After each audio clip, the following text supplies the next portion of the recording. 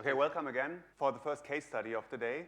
I'd like to thank Matthias for coming over from Germany to do this with us, to explain to you what we have done together as companies in the space of continuous delivery. Before Matthias explains to you what Verivox does, I just wanted to briefly set the context. The relationship between Verivox and ThoughtWorks started about 2 years ago, 2.5 years ago maybe, with what was a relatively standard agile transformation. Exactly what Sam described, the move from more stretched out development into short iterations. And absolutely to their credit, I think Verivox instinctively realized that they needed to also tackle the end bit, the last mile.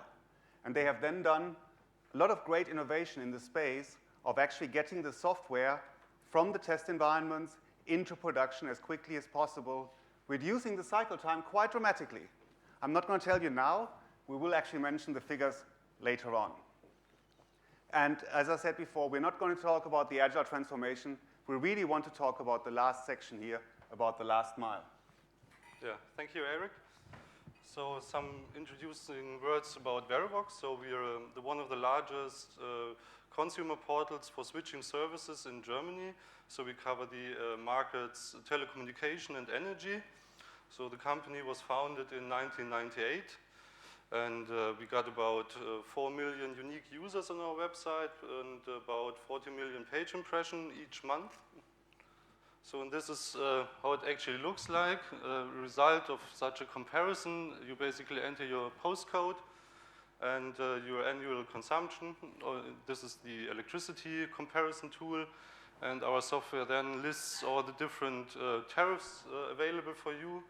Actually, we got there in Germany, there are about 10,000 concurrent electricity tariffs available.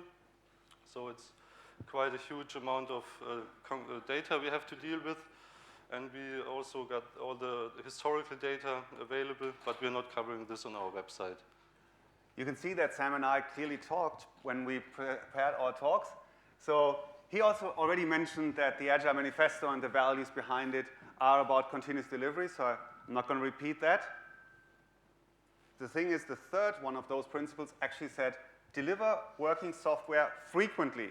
And when you speak to Jim and Martin, you know that there was a lot of discussion around what frequent actually meant. So what they said here is from a couple of weeks to a couple of months. But then they say, with a preference to the shorter time scale. So the idea with continuous delivery really is that weeks are the target at a minimum, if not less. A while later, we had Tom and Mary Poppendick ask a couple of what I would probably call big questions. They asked, how long would it take your organization to deploy a change that involves just one line of code? So the point here was to actually turn this around, and rather than focusing on making development faster, just to say, even if I just changed one line of code, I don't really care how big the change is. I want to find out how quickly I can deploy something into production, really, really focusing on the last mile. They're smart people. So, of course, most one-line changes you can just patch in somehow. And I guess most organizations have had at least 1 or 2 emergencies where a hotfix was done on production servers. So just to make sure that that answer doesn't count, they asked a second question and said, do you do this on a repeatable and reliable basis? So not only how quickly can you do it, but how well automated and how reliable is that? What we do not want is, and I've seen that somewhere else, obviously, to have source code somewhere on a production server, I mean, classic in PHP, and you just make changes on the production server. And that, of course, I probably don't have to explain the problems with that. So the goal is, we want the easy button. We actually do want, ideally, that button. It has a USB connector. And what I want is, I want to actually click on that button and make a deployment. A deployment should be an absolute non-event. It should be totally scripted. You should just run one script, and that results in the actual deployment. There shouldn't be any scary moments. You shouldn't have 15 people from ops and 20 developers standing around just in case. It should be natural, easy, just click on the button, and it can be done. So that's actually it. That is our magic button. It does not have a USB connector, but it's simple to use anyway. This it's the pipeline. It gives us a status of where the process actually is, and yeah, it runs in about 30 minutes, and it deploys. This is just the deployment process itself. It not just only deploys our website, also many back-end applications, services, and all of this has been automated. Before we had this, we actually didn't have a process. So we did exactly what Erik just mentioned. We had just 5 developers, and they were responsible for some files, and they just pushed it to our servers. Yeah? And this worked until maybe 2005. Then the company grew, and the problem was the process didn't grow. And at the end, we had about 15 developers, or 20, pushing files all over the place. It was just a mess. Yeah? We were never sure if the things we developed, if they actually work in production, and even worse, if something didn't work, we were not able to see it in a controllable environment, so we had to push files again, and again.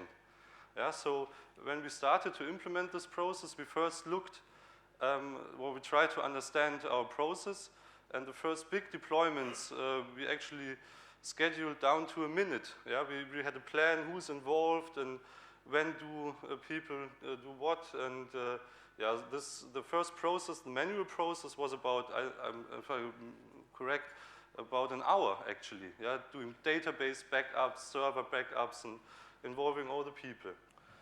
Once we had this process in place, it worked quite well. But the down part of it was that we actually had to execute it early in the morning, because we were not able to execute it without shutting down our website, even just for a few minutes.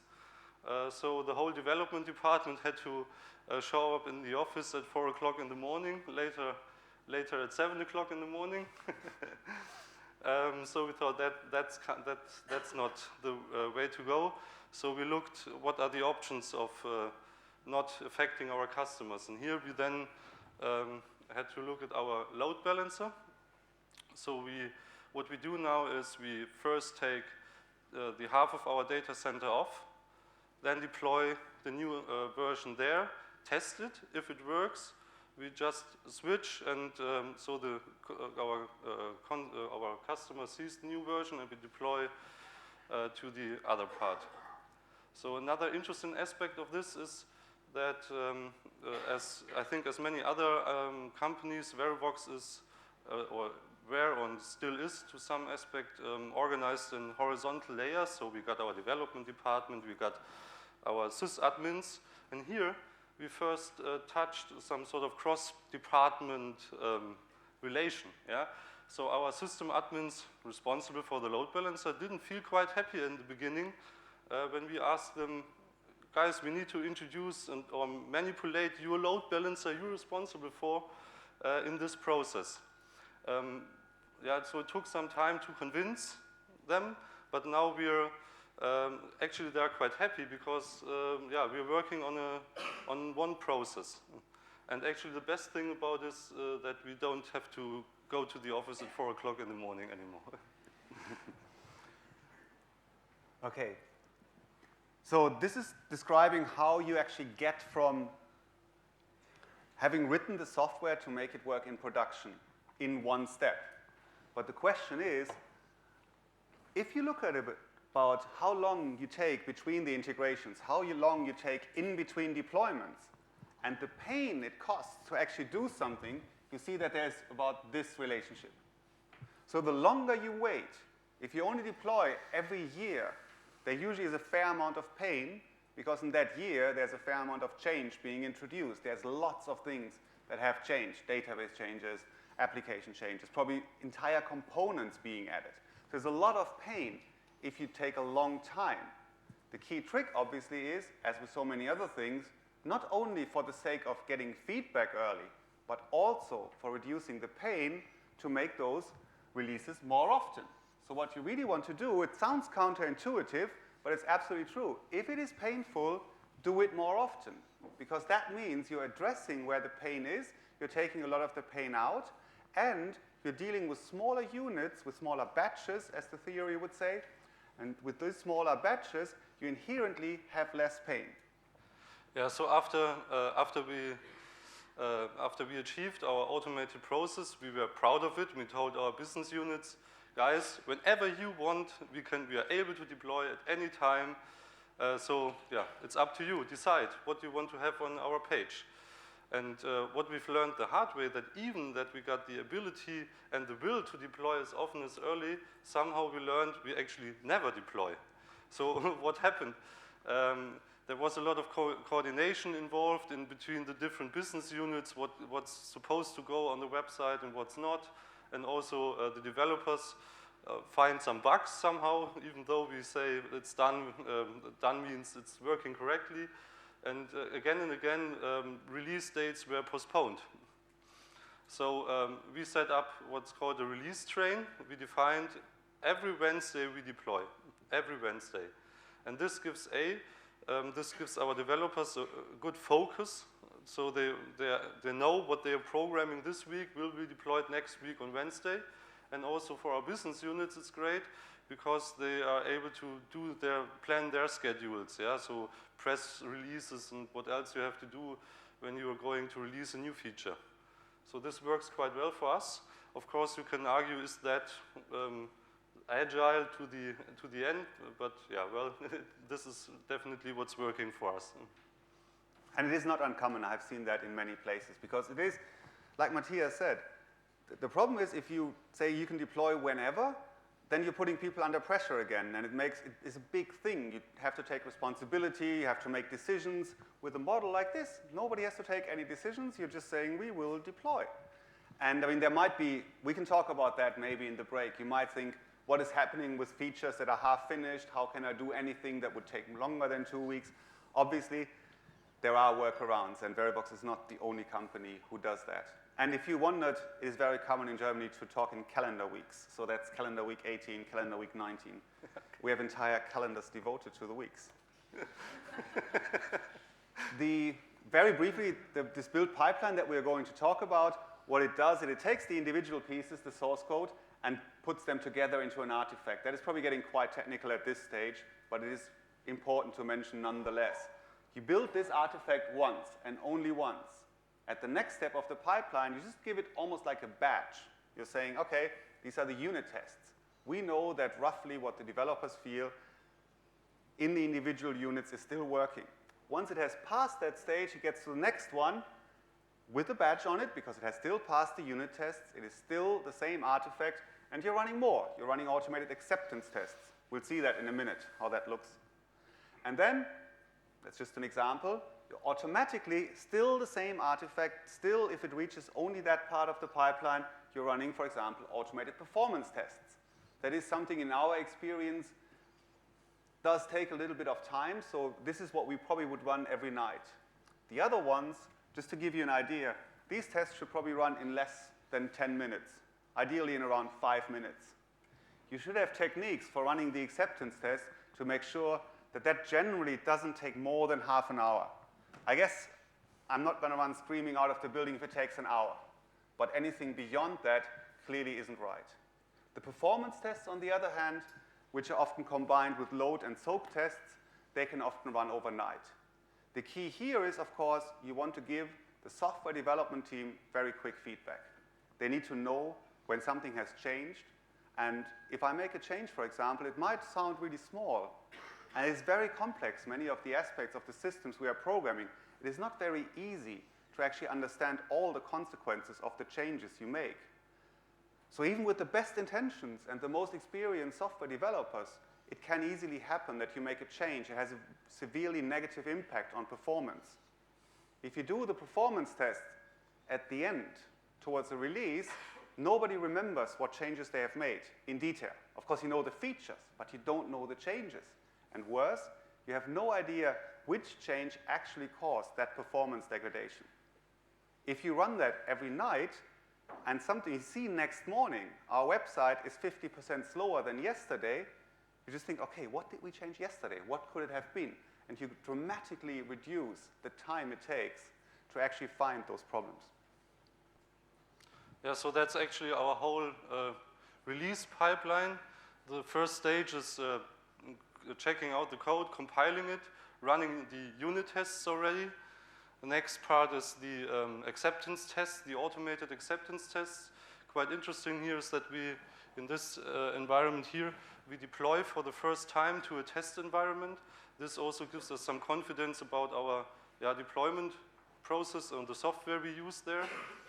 And we got a special QA environment for our quality assurance tester. And at the end, it's the pipeline, the big, easy button you saw at the beginning. And it's a little bit unclear, but here are always numbers attached. And you see which version is at which stage of this process. And I'm not sure whether you recognized it. These screenshots are actually screenshots from Go, from the continuous integration, continuous delivery server that ThoughtWorks is doing. You don't have to use Go, obviously. I mean, you can do that with other products, but just to say they happen to use Go, and we're happy about that, obviously. And these screenshots actually are the real system. This is cut from a web page, and this is really what it looks like. And you can see that some of those individual stages in the pipeline also have sub-steps in here. So there's a fair degree of modularization, and I'm not going to go into that. yeah, and one, so for presentation purposes, I took one where all the steps are green. Yeah. That's not, to be honest, that's not the common case. But it's important that these pipelines are built to be broken. Yeah, so it's better they break in our development environment, and the developers get feedback. Oh, I broke something, whatever it was, and it's far better than having a not working software on our website. One thing that is not very clear from pictures like that and the descriptions the theoretical description I gave before is the quantity. How many tests do you have? We just gave some headroom for how long should those stages take, but it is not very clear. And what we've started doing is we've started talking about a test pyramid. Most of you are probably familiar with the nutrition pyramid, where you have the carbohydrates at the bottom and then the veggies, and there's a little bit of chocolate at the very top. And testing can actually be compared to that to a certain degree. So we want, on the component level, lots of unit tests, because they are cheap. You can have thousands of them run in 5 minutes. You would wonder, why do I then not do the rest with just functional tests that are driving the user interface? There's great tools out there, WebDriver, Selenium, and so on, some of the more traditional tools as well. You could, in theory, and sometimes you get the impression or the desire from departments saying, we want to minimize the amount of tools we use. So if you developers want to use your unit test, that's fine, and we standardize on one other tool to do the remaining of the testing, the remainder of the testing. The problem is that those tools, and we'll see it in a minute, those tools that drive the user interface are very slow, and they're not the most stable, just based on the technology and the complexity of what those tools need to do. So what we generally found is it's a very good idea to have that middle layer, an integration test that doesn't drive the application through the GUI, but works with larger things than individual components, that integrate subcomponents, but doesn't necessarily drive the user interface. So you get, again, better feedback, more stability, and more test coverage in that level. You really only want a small piece. So what you hopefully are able to see here is our functional acceptance tests. This is a tool running through our website automatically, checking this and that, and performing the overall application. We got about 2,000 of these tests. When we run them in a linear fashion, they take about 1.5 hours to execute. So this is far too long. So we managed to parallelize them, which was a very important step.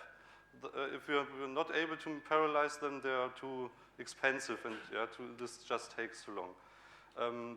Regarding unit tests, we got about 8,000 of them, and they just run in less than a minute. Yeah? And these integration tests, where we already touch our databases and other systems, they take about 10 minutes, and we got about 1,000 of them. And we run them before we deploy and after new commits. They're not run automatically because the whole process of setting up the test environment and all this takes, then it takes half an hour. So this is too long to run it after each commit, but we schedule it in the morning and around noon. And of course, our developers are free to press this test now button whenever they feel they have to. Yeah. And of course, these tests are also able to run on the developer machines. Yeah? So the developers pick some of them so to feel confident that they didn't broke anything. But the source of truth is our pipeline. If that's not green, we're not going to deploy. Yeah, just 2 points that are probably worth highlighting. I think you can see that even though this script clicks as fast as possible, the browsers always take time, but you do want to have decent coverage. So the key point here, key point number 1 is, don't necessarily skimp on the tests if the build gets too long, because most of these tests can get parallelized very, very easily. With this, you're not creating load on the back end. This is not running slow or not faster because your servers are slow. This is running slowly because Firefox or whatever browser you use, takes time to do this, the network overhead, etc. So to have 15 machines that running the tests in parallel is actually not an issue at all. So that's really important too. Most of the time, it's perfect parallelization. If you take, say, an hour, and you switch on one machine, and you switch to have them run on 6 machines, it will run in 10 minutes. It's really as clear as that, because the bottleneck is driving the UI. And the second important point, again, is slightly more technical, is this field is in flux. It is changing. It is worthwhile keeping an eye on the technologies that are out there. For example, there's something called Selenium Grid that does these, but that happens to work on an older version of Selenium, which is slightly slower. There's newer software like Test Load Balancer, which is a bit faster. You can use continuous integration servers to parallelize this. It really, really depends. And this is not something where we would say there's a very clear recommendation that is true today and will be true in a year's time. So this is still in flux and is worthwhile keeping an eye on. Yeah, so last but not least, very important, and this is part of the Agile transition we did in our company. All of this is not possible without, in my opinion, without working on user stories. Yeah? So you put the user and the feature as the most important part of it. And so you give your business units the possibility to decide what is going to be on the website and what's not. Before that, we worked in a waterfall-like model. Yeah, first we built all the database, then the middleware, and then the website on top of it. And yeah, so there's, I don't see a need to deploy the whole the whole database without any visible functionality. So for us, working on user stories in this agile way is the key for continuous delivery, and this is the connecting point for talking to your business units as well. So they can decide, and on this wall, it's visualized where each story is, and it goes to the one on the right is, yeah, it's deployed on the website. Yeah. So what we actually achieved with all of this, we achieved a website availability higher than 99%. This was not always the case, especially before this deployment process. In the meantime, we had about 40 and more developers working on our website, even offshore teams. They were all forced to use the same process. And yeah, we got a cycle time of less than 2 hours. The cycle time is from committing a change to actually deploy it to the website. It's quite interesting that some of our old fellas who are now in top management still complain about this 2 hours because they are used to push files all over the place. But yeah, this was fast, but not repeatable and reliable. Yeah, and I think 2 hours for repeatable and reliable is not bad. And yeah, so weekly deployments, reliability. Yeah, so with all the tests, that's actually also the foundation for continuous delivery. We are able to modify our code in a reliable fashion. And yeah, test coverage about 80%. And as working with the user stories, we are working in these vertical slices. And all of this helps us to finish projects on time scope and budget. And this was the main driver for our CEO to do the agile transition. Thank you. Yeah. All right. Thank you very much. Co-Chair Erik